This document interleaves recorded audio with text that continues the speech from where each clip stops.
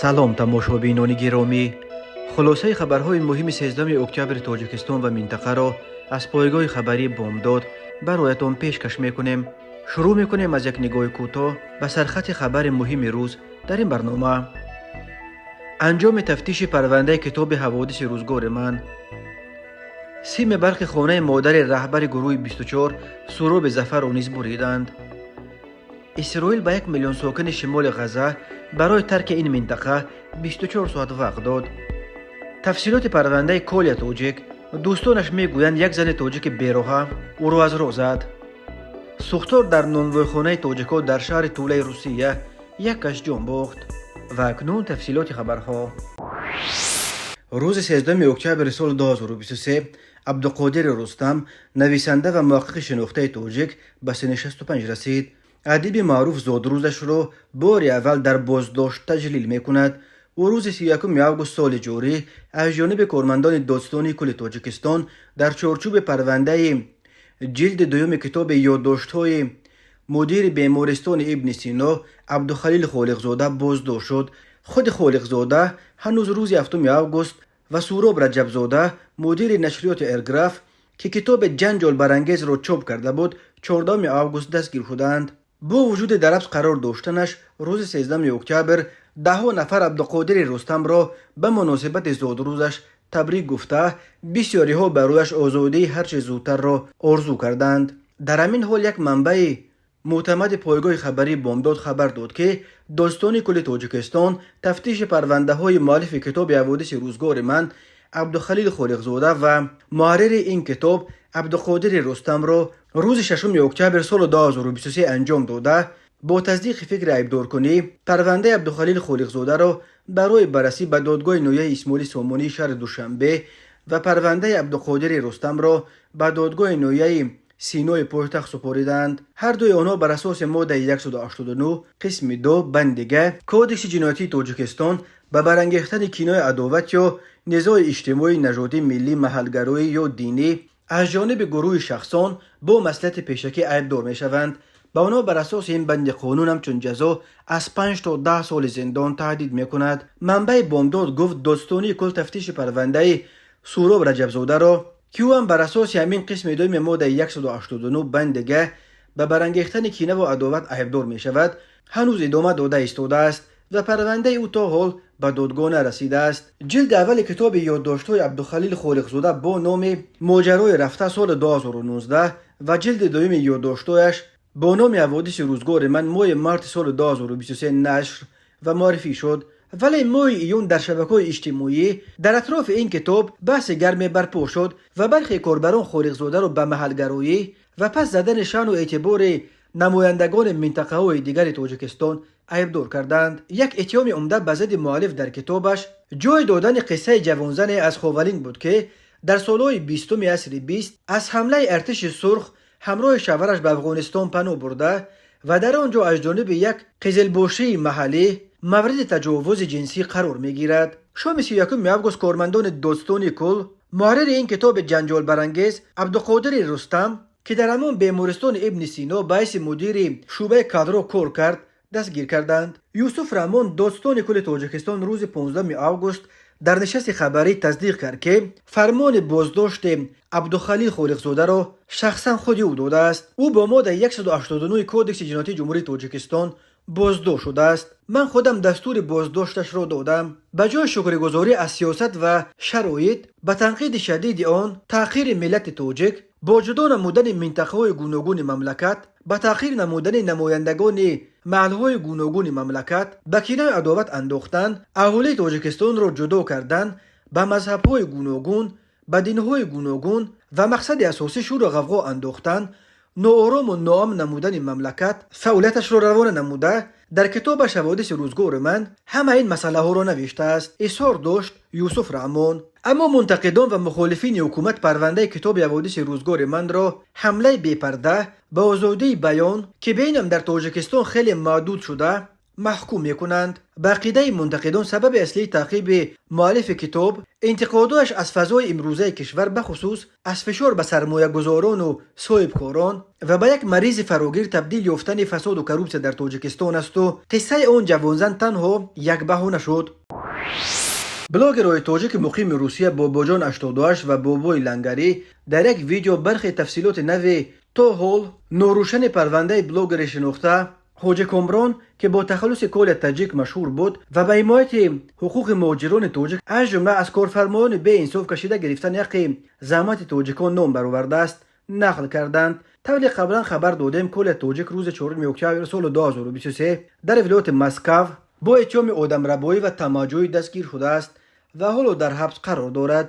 بنا به فرضیه باباجان 88 و بابای لنگری تقریبا ماه دکبر سال 2022 یک جوانزن تاجیک به کل تاجیک برای حمایت مراجعت میکند. این جوانزن نقل کرده است که او را گویا یک مرد از ازبکستان نه فقط به مبلغ 400,000 روبل کدت کرده است بلکه زوراً به ناموزش نیز رسیده است. نقل این جوانزن که در طول چندین ماه از کل تاجیک حمایت و پشتیبانی خواسته است در نهایت این بلاگر حامی تاجیکان را به ناموس میآورد و او ماه اپریل سال 2023 به سراغ اون مرد ازبکستانی رفته او را از کارخانه‌اش بیرون برآورده پیرامون این قضیه با وی بحث میکند. اما مرد ازبکستانی به کل تاجیک فرضیه کاملا برعکس را نقل میکند. به فرضیه این مرد او چند سال پیش به این جوانزن تاجیک با نکاح مسلمانی ازدواج کرده بود و به ناموس او تجاوز نکرده است چون که زن نکاحیش بود. این مرد گفته است که یک روز زنش را در جایگاه خوابش همراه یک مرد بیگانه قپیده سرش داده است. بعد طلاق گرفتن جوانزن ادعا کرده است که شوهر سابقش از وی 400,000 روبل قرضدار است و باید پولش را بدهد. وقتی آن مرد رد کرده است جوانزن با گفته قصه تجاوز به ناموسش بچه‌های تاجیک را بر سر اون مرد ازبک آورده است. یکی از این فریب خوردگان قصه های دروغ اون زن کل تاجیک بود. باباجان 88 و بابای لنگری میگویند کل تاجیک بعد فهمیدن حقیقت اول دیگر به سراغ اون مرد ازبک نرفت ولی اون جوانزن بعد کل تاجیک توانسته است باز دو گروه دیگر جوانان تاجیک را فریفته به سر شوهر سابقش فرستاده است. این دو گروه بدون فهمیدن اون مرد را لطوکوب کردند و او هم که از این همه به جان آمده بود به پلیس مراجعت کرده است.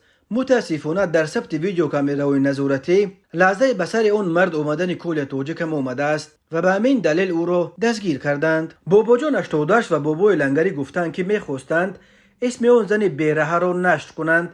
خویشاوندانشان گفتند که او را برای بیراهگیش بر وقت اوخ کردند ولی میترسند که این عمل او نام همه آنها را داغدار خواهد کرد. بنا به اطلاع دریافتی کل تاجیک بر اساس دو بند کودکس جنایی روسیه ماده 127 آدمربایی و 163 تماجویی عیبدار می شود و به او بر اساس ماده 127 تا 5 سال زندان و بر اساس ماده 163 تا 15 سال زندان تهدید می کند. کل تاجیک در بین بلاگرهای حامی حقوق مهاجران تاجیک در روسیه از معروفترین ها به شمار می رفت و کانالش در یوتیوب به نام کل تاجیک 234,000 ابونچی داشت. کارمندان شعبه برق نویه ووسه سیم برق خانه اویشا میرزای و مادراندر رهبر حرکت اپوزیسیونی گروه 24 سهراب ظفر و خواهر گنرال زندانی غفور میرزایف را در دهه کدوچی نیز بریدند. در این باره روز 12 اکتبر سال 2023 خود اویشا میرزایف خبر داد. مقامات تا کنون این خبر را شرح ندادند ولی اویشا میرزایف و علکی دومین نفر از نزدیکان رهبران اپوزیسیون است که از به یگان اساس بریدن سیم برق خانه‌شان شکایت میکند. قبلا اویشا عبدالله و مادر 72 ساله شرافالدین گدایف رهبر جنبش اپوزیسیونی اصلاح و رشد تاجیکستان نیز خبر داده بود که کارمندان شبکه برق نویه فرخار نیمه دوم روز سه‌شنبه 11 اکتبر سال 2023 تقریبا ساعت 16 آمده سیمای برق خانه‌اش را در مرکز این نویه بریدند. اویشا میرزایف که در سالهای فرماندهی برادرش گنرال غفور میرزایف معروف به غفور صدای معاون رئیس نویه ووسه بود ولی بعد در سال 2005 بازداشت و سپس به حبس عمرباد محکوم شدنش از منصب محروم شد. او گفت که 3 کارمند برق نویه ووسه به دهه کدوچی آمده سیم برق خانه او را بریدند. سردار شبکه‌های برق نویه همراهشان بود. وقتی پرسیدم که قرضدار هستم گفت نه. پرسیدم پس چرا برق مرا بریدید؟ گفت که فرمان از بالا است و اگر ناراضی هستی خودت رفته مراجعت کن. به اداره امنیت رفتم، گفتن که خبری نداریم، دقیق کرده زنگ میزنیم. نقل کرده است اویشا میرزویوا.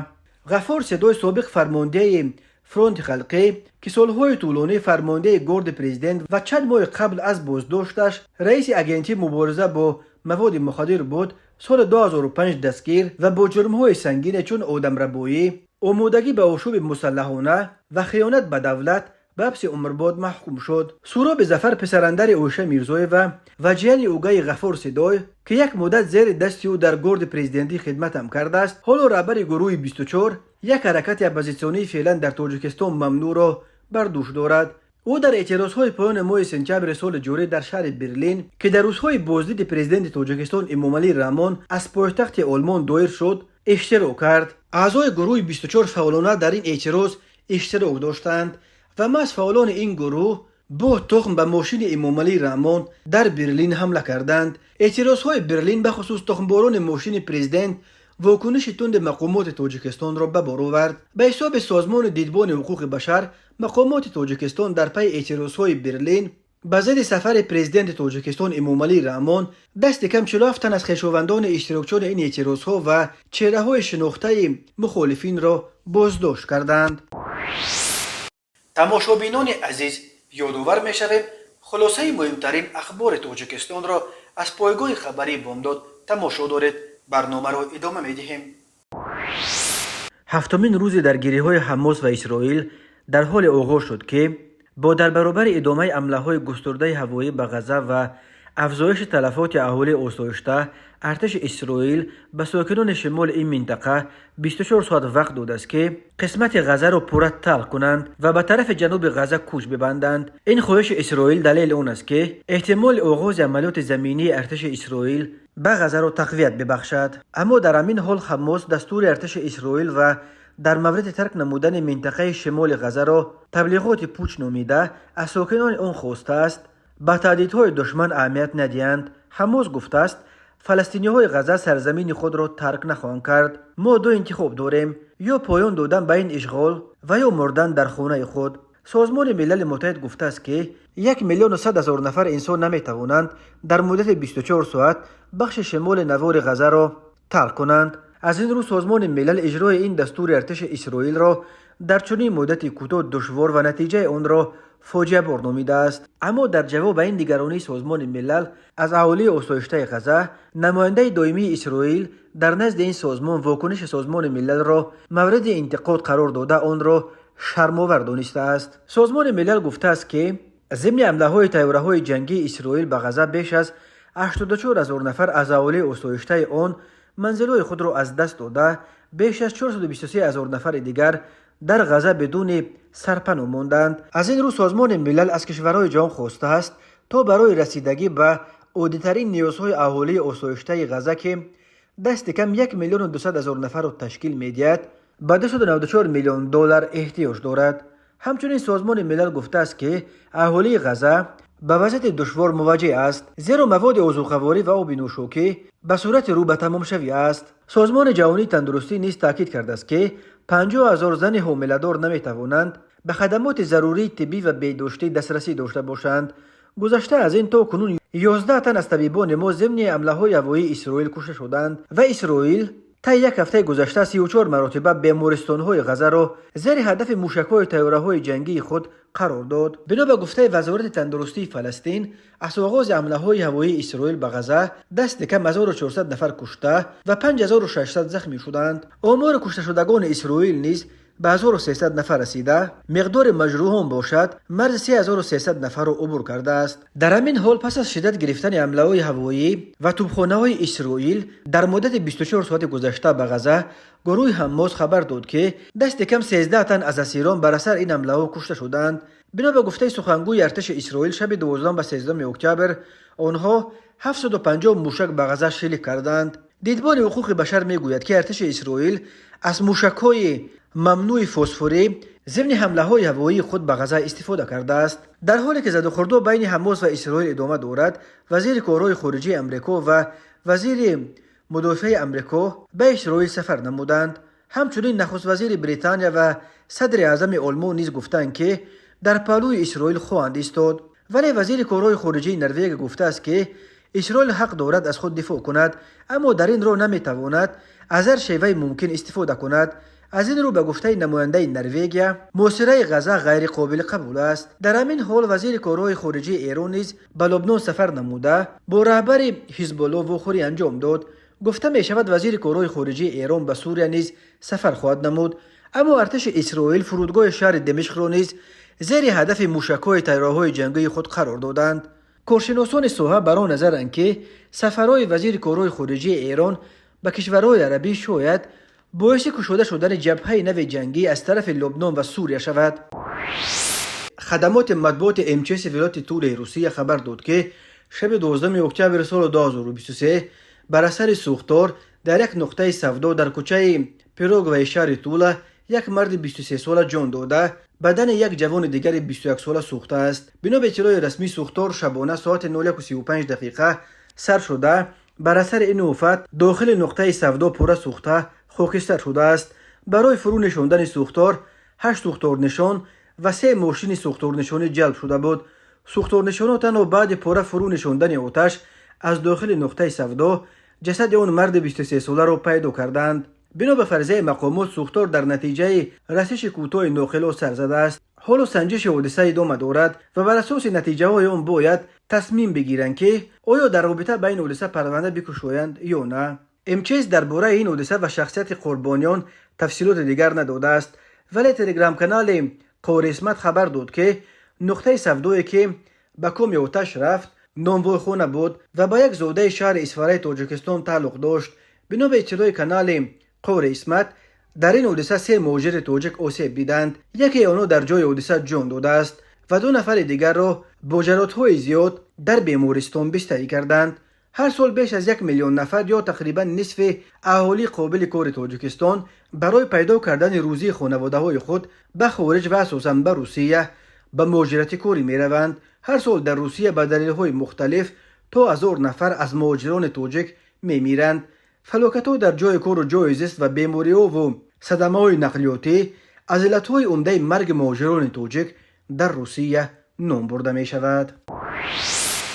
مرکز مطبوعات وزارت کارهای داخلی تاجیکستان در نشر نوبتی برنامه اخبار وزارت کارهای داخلی از بازداشت 3 نفر خبر داد که در حدود شهر دوشنبه و ولایت سوغد و ختلان حدود 200 بانکمات پولگذرانی از جمله 92 بانکمات اسخاتا، 99 بانکمات ترمینال بانک هومو و یک ترمینال سپیدامین بانک را زده شکسته پولهای در درون بانکمات‌ها گذاشته شده را به یغما بردند. تنها از 92 بانکمات اسخاتا غارتگران در عموم 600,000 سومون پول نقد را تصرف کردند.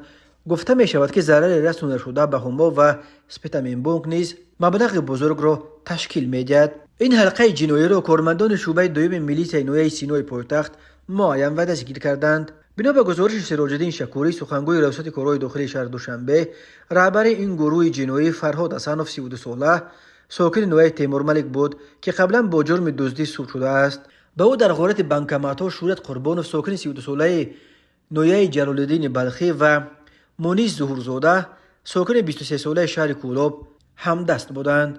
گفته می شود غارتگران با طیاره مخصوص با اسباب‌های برنده و شکننده و در روی نقاب در دست پوشک شبانه اساساً بانکمات‌های مبلغ گذرانی بانک‌های اسخاتا، هومو و سپیدامین بانک را هدف قرار دادند. بر علاوه شورت قربانوف یکی از دستگیر شدگان به آن ابدار می شود که همراه شیرزاد صاحبزاده و ساربان قاسموف ساکنان 32 ساله نویه جلال الدین بلخی که هر دو قبلا برای روزنی زندانی شدند نقشه ربودن رئیس شرکت کوکاکولا در ولایت ختلان و سیف این کارخانه ربودن پول زیاد را کشیده است، ولی این نقشه آشکار شده است. به ضد دستگیر شدگان بر اساس ماده 244 و 249 کودکس جنایتی تاجیکستان با اتهام دزدی و روزنی پرونده های جنایتی گشودند. با آنها برای دزدی به مبلغ مخصوصا بزرگ از جانب گروه شخصان با مصلحت پیشکی همچون جزا تا 12 سال زندان و برای روزنی تا 20 سال زندان تهدید میکند. 11 اکتبر سال 2023 تقریبا ساعت 20:15 راننده автомашین تمغه اوپل استرا تبارف جمشید سال تولدش 1990 ساکن نویه جیهون هنگام حرکت از سمت مرکز نویه به سمت جماعت شهرک دوستی در حدود جماعت امین شهرک از عهده اداره واسطه نقلیات نبرآمده پیادهگرد اکراموف خدایداد سال تولدش 2006 ساکن امین نویه را پخش نموده است. در نتیجه پیادهگرد اکراموف جراحت‌های گوناگون جسمانی برداشته در بیمارخانه به هلاکت رسیده است. 12 اکتبر سال 2023 تخمین ساعت 14:00 دقیقه در 274 کیلومتر شورای وحدت لخش سر توش واقع در دهه سر پول نویه لخش راننده افت تمغه اورال قربانوف عبادالله سال تولدش 1964 ساکن شهر دوشنبه از عهده اداره واسطه نقلیات نبرآمده به کنار راست رو افت را چپ نموده است. در نتیجه خود راننده و مسافر افت سفروف تاج‌الدین سال تولدش 1972 ساکن نویه حمدانی در بیمارخانه بستری گردیدند و مسافر دیگر افت نعمت و فردوس سال تولدش 1995 ساکن امین نویه جراحت وزن جسمانی برداشته در بیمارخانه به هلاکت رسیده است. اوید به این حادثه و تحقیقات ادامه دارد. در نتیجه گذراندن چوربینی‌های اپراتیوی جستجویی از جانب کارمندان میلیسیا مرد 49 ساله ساکن شهر کنه بادام با گمان صادر نمودن جنایت دزدی دستگیر کرده شد. نامبرده ماه آگوست و سپتامبر سال 2023 از حجره استقامتی برادرش مرد 47 ساله ساکن همانجا محصولات روزگار را دزدیده از جای حادثه غیب زده است. ضرر رسانده شده 7500 سومانی را تشکیل می‌دهد. نسبت گمانبر شونده پرونده جنایتی بامداد 244 کودکس جنایتی جمهوری تاجیکستان آغاز کرده شده تفتیشات ادامه دارد. تماشابینان عزیز و گرامی، این بود مرور به خلاصه چند خبر مهم امروز تاجیکستان. خبر و گزارش‌های بیشتر از تاجیکستان و درباره تاجیکستان و اطراف آن را در سامانه پایگاه خبری بامداد در این نشانه پیگیری نمایید: www.bomdad.com. خوش باشید.